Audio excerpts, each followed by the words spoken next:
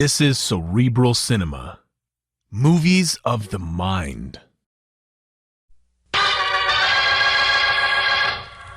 Stand by for crime.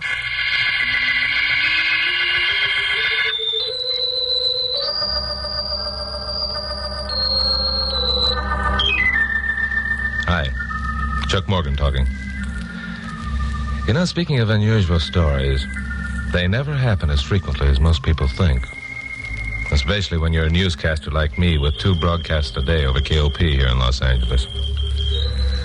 I made the mistake a couple of times of coming up with some off-trail material that really made good copy. Now my listeners expect me to do it every time. It isn't easy. But occasionally I do get a break. Like last week. Things have been pretty dull, and I was beginning to think my reputation might be at stake unless I pulled off some kind of scoop within the next few days. And, well, on Friday, I got back to my apartment just before midnight, looking forward to a nightcap and bed.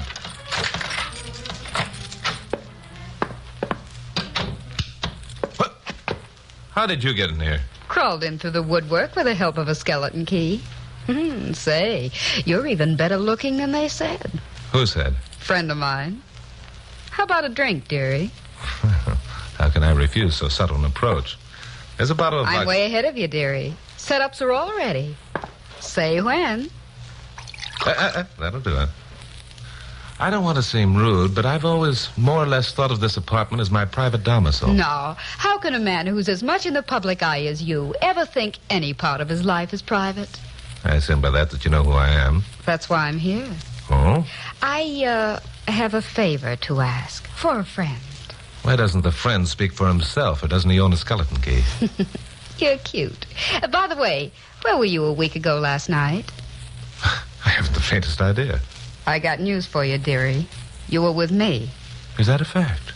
And what were we doing? We were at the Sun Beach nightclub dancing between the hours of 9 and 12 in the evening. Sounds like fun. Afterward, you took me home and arrived at your own apartment at 12:30 a.m. What? You mean you didn't ask me in for a nightcap? The name and address are written right here, in case you're ever asked. I see. Queenie O'Rourke, 999 South Belfast Drive. All right, Queenie, suppose we stop fooling around and get down to cases. We're down to cases, dearie. Except for this. What's in the envelope? My instructions for further exploits? Open it after I'm gone, dearie. And, dearie? Yeah? Don't be sucker enough to get any ideas. Now, wait a minute. So long, dearie. Here's hoping you enjoy good health for a long time. I didn't like that last crack. As a matter of fact, I didn't like any part of this. I felt like a dope for letting Queenie get out of there. Well, it was done now. I walked over to the table, picked up the letter, and studied it for a minute. It was a plain brown manila envelope, rather bulky. Well, I'd never know what was inside unless I looked. If the Japanese peace treaty had fallen out of that envelope, I wouldn't have been more surprised. I stared down at the pile of banknotes lying on the table. Stared down at $10,000 and $100 bills.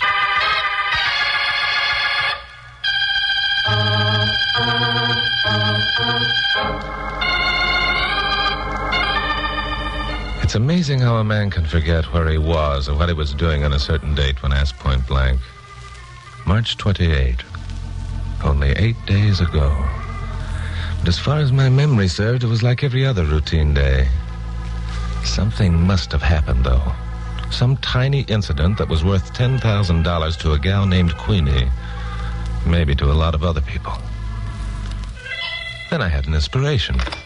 I paid a blonde secretary named Carol Curtis to keep track of details like that. Maybe she might have some ideas on the matter. Hello? Hello, Glamourpuss. Chuck, oh, what's the matter? I thought you were going to bed early. It's after midnight. Glamourpuss, I have an important question to ask you. Ready? Why, yes, I guess so. Where were we on March 28th? Oh, Chuck, you remembered. And I was so afraid you wouldn't. Remembered what? That was the night you proposed to me. But Holy smoke, again? What did you say? Nothing, Glamour Person, nothing. I was just thinking of something. You do remember, don't you? Yeah, sure, of course. Well, don't be silly. How could I forget? Look, Glamour Puss, I've got a wonderful idea. Tomorrow's Saturday, no broadcast, nothing to do all day long. But, Chuck, I thought you said I've got a better idea. Let's start out tomorrow and relive every moment of March 28th. You mean do exactly the things we did on March 28th? Even to the smallest incident. Just so you can propose to me again? Just so I can propose to you again. Oh, Chuck, I think that's the most wonderful idea ever. It'll be sort of like an anniversary. Yeah, like an anniversary. All right, honey, I'll pick you up at 11 in the morning.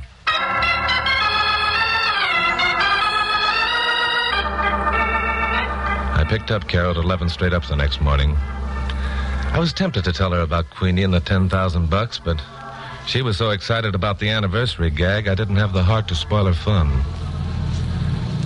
We drove down to Santa Monica, headed north along the Coast Highway. You know, Chucky, I just can't believe it. Believe what? Oh, that you could be so romantic as to think of an idea like this. My Glamabus, I come from a long line of romanticists.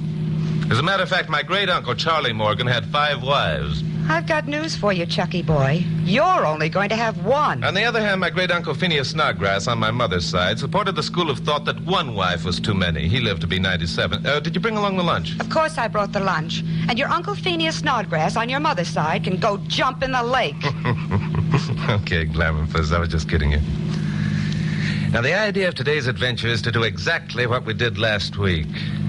As I recall, we drove directly to Santa Barbara without a stop, right? That's right. We had lunch on the beach, and then we went swimming, and then...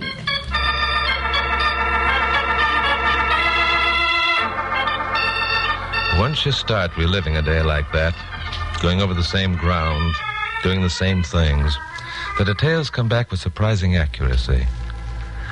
We ate our lunch in exactly the same spot on the beach where we'd sat on our previous visit. Later, we had our swim. Then sat on a rock and watched the sun go down. Still later, we drove to the beach club and ate dinner on a terrace overlooking the ocean. And then danced to the strains of soft music. I guess it was then, with Carol's blonde head on my shoulder and the moonlight dancing across the bay, that I got carried away with myself. At least Carol said it was, and fed me a straight line for a cue when it came time to pop the question. I popped it, but apparently the pop wasn't loud enough, a fact that Carol made no bones about reminding me of the minute we got started along the road home. Well, what, Glamourpuss? You were a washout. Who was? When? You were.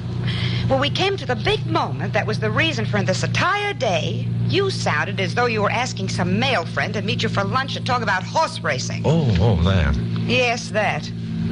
What are you looking for? I was Oh, yeah. There it is. That filling station. We stopped here for gas last week, remember? Oh, why bother? My whole day was spoiled back there at the beach club when you didn't... Here we are. Now, let's see.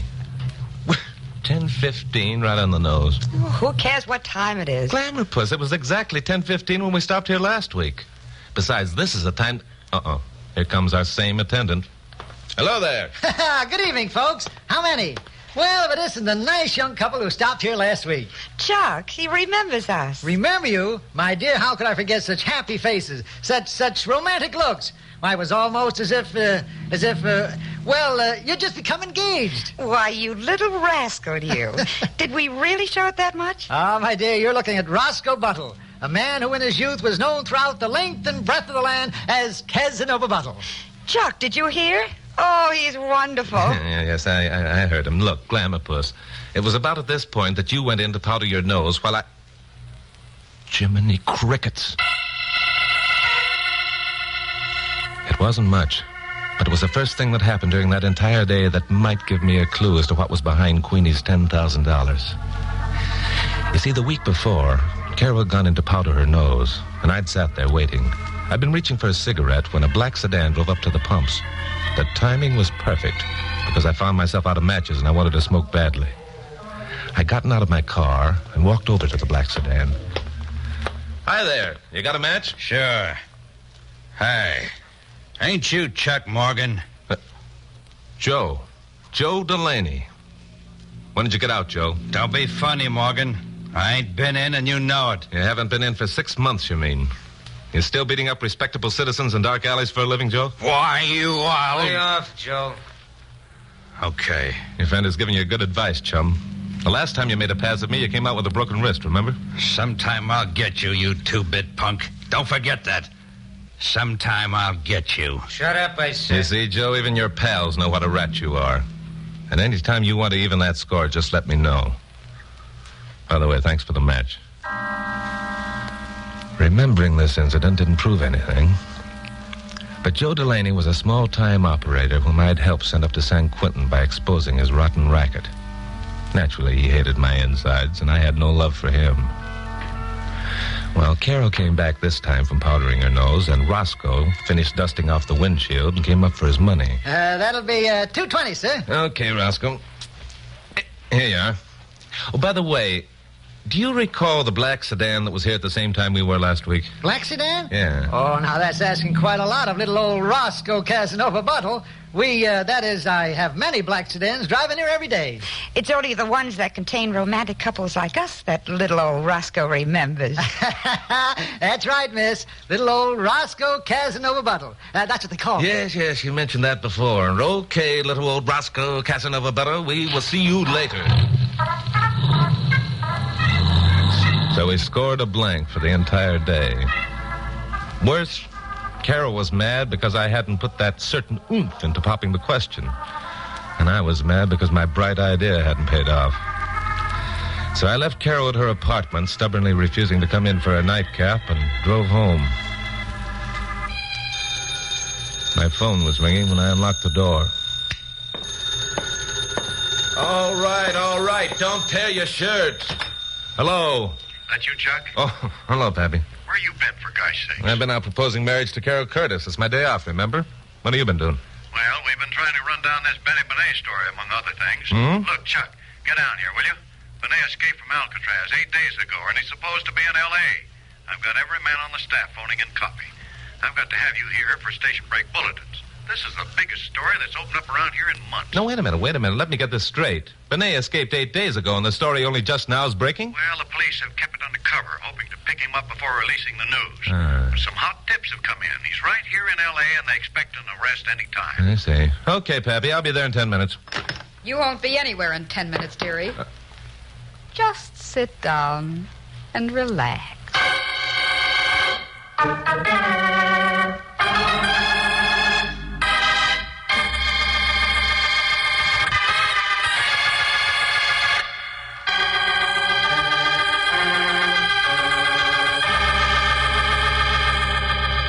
Now I had all the answers to the puzzle. 6 months ago, Benny Benet, Gangdom's #1 racketeer in L.A., had been convicted on an income tax evasion charge and sentenced to from 5 to 10 on the rock. He'd promised to escape, and now he'd apparently succeeded. The police had kept it quiet, hoping to pick him up before the press found out and lost up any plans they might have by snooping around. The escape occurred 8 days ago. 8 days ago, I had stood 5 feet from Benet when I was talking to Joe Delaney. I've always thought that a girl with a gun presented a rather ridiculous spectacle. Queenie was no exception. I figured I could talk her into listening to reason easy. That hope was short-lived. Well, if it isn't Queenie O'Rourke, you must be getting to feel at home around here. More so than you think. Stay right where you are, dearie. You handle that gun like an expert. And shoot it like an expert. Huh? Keep away from me. Hey, you guys!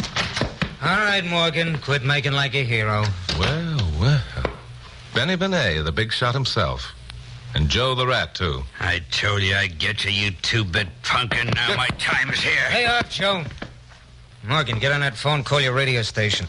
Tell them you got a lead down in the southwest section, you're following it up. And then what? Then we'll all just sit down and relax and enjoy ourselves till the heat's off. Don't be a fool, Benet. If I don't show up at the station in 10 minutes, half the staff will be here looking for me. No, they won't, Morgan, because you're going to do like I said. Call old man Mansfield and tell him you got a lead.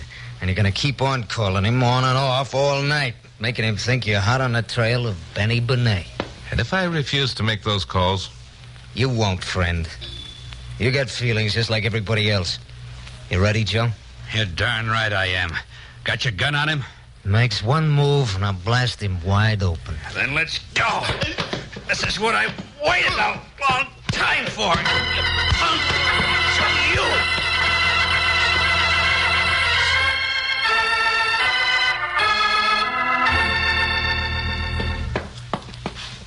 Can't you stop that pacing, Carol? You're making me nervous. I'm sorry, Pappy. Oh, Pappy, you do think there's something wrong with him, don't you? You're scared just like I am. I don't know. In the first place, Chuck wouldn't have disobeyed your orders. And where could he possibly get a tip at that time of night? And why didn't he tell you about it? And why... Oh, quit it. You're getting hysterical. Maybe I am. But you can't convince me that Chuck isn't being forced to make those calls. And people don't force Chuck to do anything. So what does it mean? It means he wants us to know he's being forced for a reason. What reason? He's being held prisoner somewhere. Where? Carol, are you sure Chuck didn't talk to anyone while you were celebrating your anniversary yesterday? I've already told you 100 times. No one but that character at the filling station. And just what was the nature of that dialogue? Chit-chat. He said he remembered us, and we said we remembered him. And he said he was a romantic creature at heart, and then just before we left... Oh, say, wait a minute. Well? Just before we left, Chuck asked him if he recalled that a black sedan had been at the filling station while we were there 8 days before. Well, did he? No, but I do. It contained 2 men. Chuck borrowed a match from one of them. Sounds normal. What happened to make you remember it so clearly? Because Chuck recognized the man. He said his name was Joe something, and Chuck was responsible for sending him to San Quentin. That must have been Joe Delaney. Chuck really laid that guy out. That was it. Joe Delaney. Could it mean anything, Pappy? Well, Joe was a bodyguard for Benny Benet. That's it, Pappy. The other man in the car was Benny Benet, and they thought Chuck recognized him. No, if they thought Chuck recognized Benet, they wouldn't have waited this long. Oh, yes, they would. They knew the story wouldn't break for a week, so they took their time, knowing that when the story did break, Chuck would remember Joe Delaney. Oh, you're grabbing at straws, Carol. Oh, no, I'm not. Listen, they were waiting for Chuck when he got home last night. They let him answer your call, and then they grabbed him. And did what with him? Kept him right there. That's where he is now, and so is Benny Benet. Oh, don't you see it, Pappy? It's the perfect hideout for Benet. Well, it's just a wild enough theory to have some merit. Still, It's the only answer. Chuck's taking a beating from them to make it look authentic when he makes his phone calls. He knows if he can keep them there long enough, we'll figure out what he's doing. Oh, Pappy, I know I'm right. Well, but first we've got to find out if he is there. And I know just how we can do it. Listen, Pappy, if you'll just lend me your ear a couple of minutes.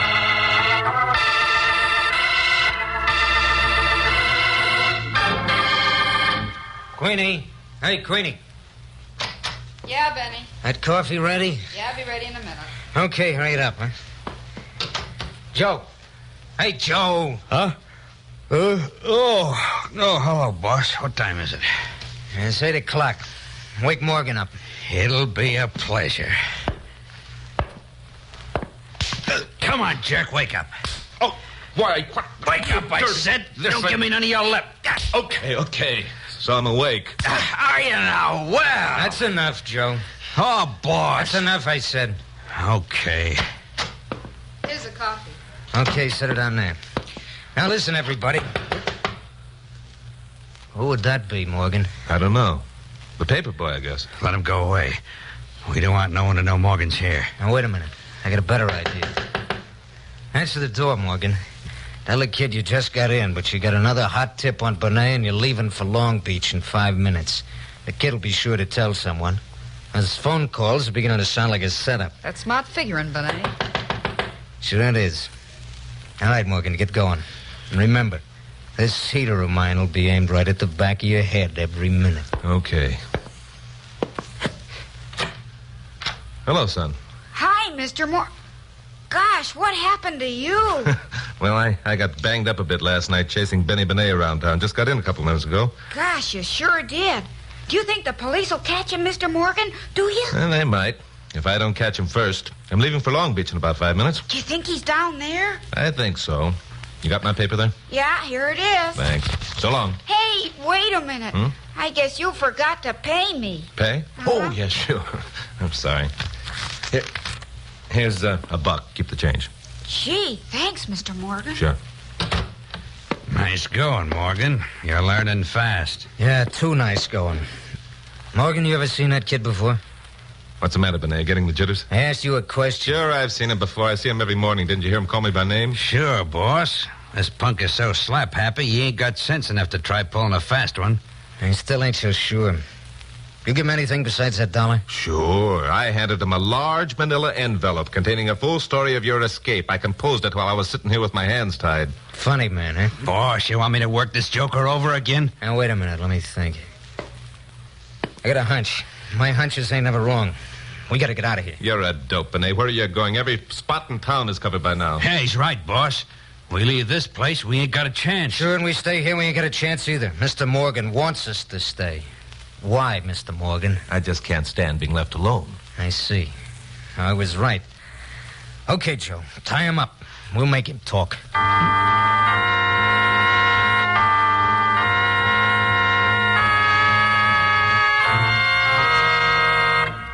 And that's all he said, Jimmy, that he was going to Long Beach? Yeah, that's all, Miss Curtis.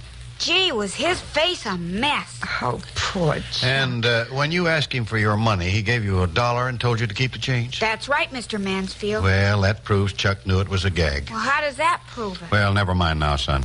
Carol, you're sure you want to go through with the plan? Oh, yes, Pappy. Let's hurry. Okay. I'll check with Bill Meggs. You get started when you see my signal. All right, Pappy. Be careful now.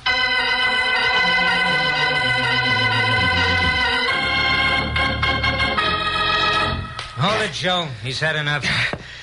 That guy can sure take a lot. Hey, he's out cold. Get some water, Queenie. Okay. Hold it. Chuck! Who's that? I don't know, but I don't like it. Chuck, let me in. It's Carol. That's Carol Curtis, Morgan's blonde secretary. Yeah, quite a dish, too. Never mind that, Joe. You and Queenie get over there behind the door. What you gonna do, boss? Gonna let her in? She knows Morgan's here. She wouldn't keep pounding on that door. We gotta talk to that babe. Now, get going, you two. Chuck, please let me in. Pappy wants to see you. Chuck, who are you? Come on in, sister. I want to talk. Hey, boss, the window! All right, Benny. The cops!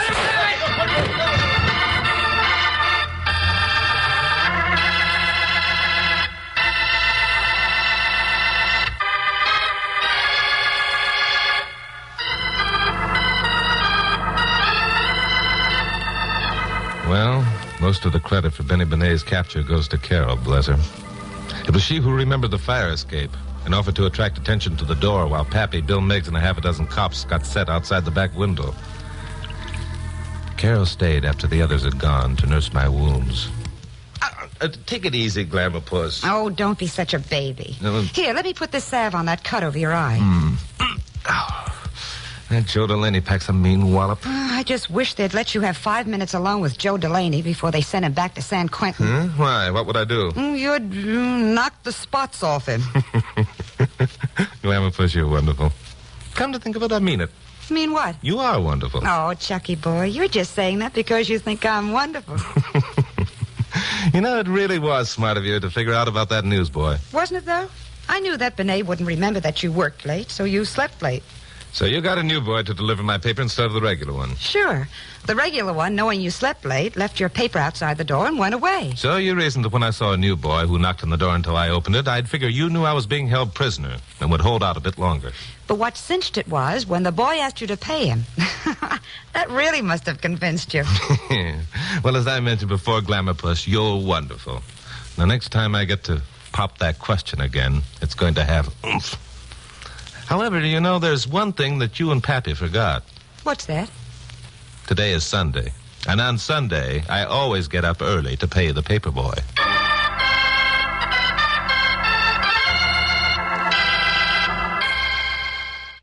Cerebral Cinema hopes you have enjoyed this movie of the mind.